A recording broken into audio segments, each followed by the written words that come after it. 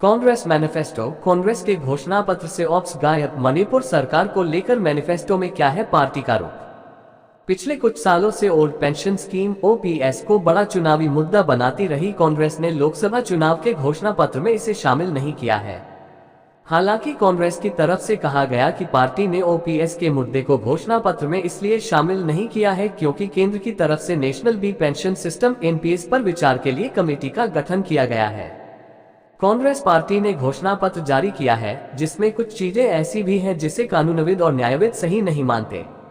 कांग्रेस ने घोषणा पत्र में कहा है कि कांग्रेस वर्तमान राज्य सरकार को तुरंत हटा देगी, यानी अगर कांग्रेस केंद्र में सत्ता में आई तो वह मणिपुर की राज्य सरकार को बर्खास्त कर देगी।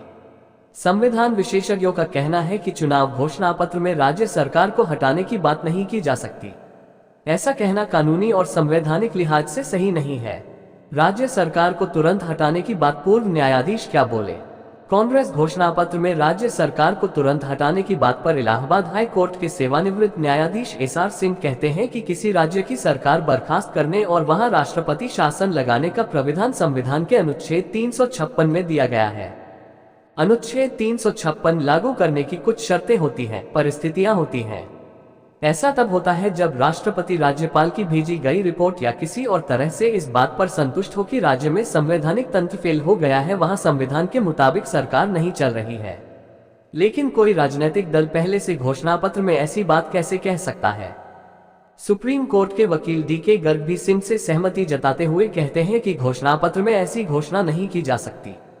सुप्रीम कोर्ट और हाई कोर्ट के न्यायाधीशों की नियुक्ति के लिए राष्ट्रीय न्यायिक आयोग एनजेसी गठित करने की घोषणा पर गर्ग का कहना है कि न्यायाधीशों की नियुक्ति का मौजूदा कोलेजियम सिस्टम सुप्रीम कोर्ट के फैसले से लागू हुआ है और वह फैसला अभी भी लागू है। जस्टिस सिंह का कहना है कि सत्ता में आने पर आयोग बनाया जा सकता है, लेकिन उसके गठन में सुप्रीम कोर्ट से परामर्श की क्या जरूरत है? अभी भी तो सुप्रीम कोर्ट की कोलेजियम ही जजों की नियुक्ति करती है।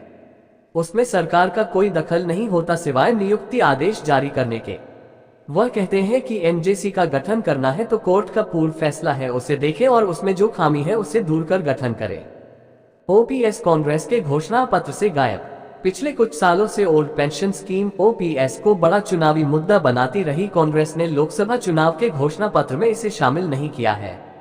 हालांकि कांग्रेस की तरफ से कहा गया कि पार्टी ने ओपीएस के मुद्दे को घोषणा पत्र में इसलिए शामिल नहीं किया है क्योंकि केंद्र की तरफ से नेशनल पेंशन सिस्टम एनपीएस पर विचार के लिए कमेटी का गठन किया गया है और कमेटी की रिपोर्ट आने के बाद उसकी समीक्षा कर कांग्रेस ओपीएस के मुद्दे पर आगे बढ़ेगी।